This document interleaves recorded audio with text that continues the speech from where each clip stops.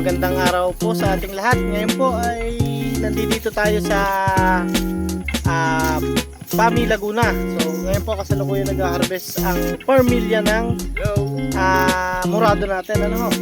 So siya po si Sir Mike na nagtanim po ng ating Morado F1. So yan po. Sir, ano po bang masasabi natin sa ating Morado F1? Ang masasabi ko lang kay Morado versus ibang variety ay talagang napakatamis niya.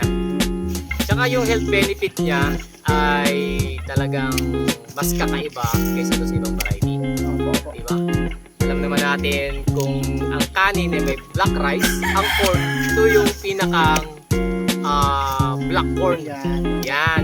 Kaya yung benepisyo na makukuha ng katawan natin dito sa mais na ito ay napakaganda. Tsaka pagdating naman sa management ng pagtatanim, para sa amin ay mas madali siya kaya din sa ibang variety. Kasi nga compare sa sweet pearl ay hindi siya masyadong uurin pagdating nga sa bunga. Parang yung uod pag tinikman lang niya ay dumalayas na siya.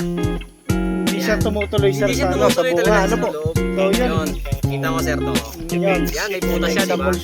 Sa ano kasi, sa ibang variety, lusot na to hanggang dun sa kaloob-looban. Pero ubod, ano sir? Oo sir. Pero pag ano mo siya, buo pa rin. Buong buo yung kernel niya at saka yung dahon lang, yung pinakabalat lang talaga sir. Yung balat lang. Kanya kinakain ano. So yun po, experience niyo sir nung itinanim niyo si Morado? Nagkaroon kasi kami ng problema sa weather noon. Pero sa awa naman ng Diyos, nakalusog siya. Ibig sabihin, kung sa ibang variety sa tingin ko yung tinanim namin yung sa tingin ko, wala na talaga. Wala na, no? Kasi pero, kaya nga nung bumunga si Morado, di ba? Kita mo naman, ang baba ni Morado. Pero nung bumunga, ang lalaki. So mamaya po, papakita ko sa inyo yung puno po ni Morado. Ano ho? Dahil nga yung pong panahon dito ay medyo mahangin. So hindi po siya medyo, talaga pong mahangin. Mahangin. So mapapanood niyo po dun sa sa Facebook page ng nila Sir Mike, yung Parmilya, pwede niyo po siyang bisitahin.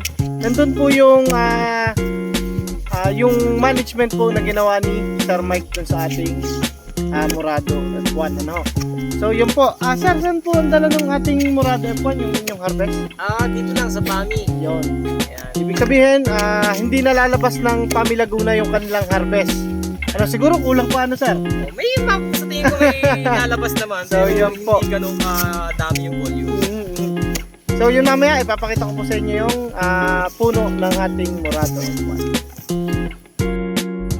Hey, what's up mga kamais? So ito po yung yung status ng puno ng itinanim ni Sir Mike sa Parmilya. So ito po ay dinaanan ng hangin. So hangin at saka po tag-init. So kung makikita nyo po, kahit po siya ay medyo mababa, at least malalaki pa rin po yung naging bunga po nitong ating si Morado F1. Subukan po natin buksan kung ano po yung kung buo po ba yung ating mais na Morado. At ayan po, binuksan ko po yung isang bunga niya, at kung makikita nyo po, buong buo pa rin yung kanyang kernel.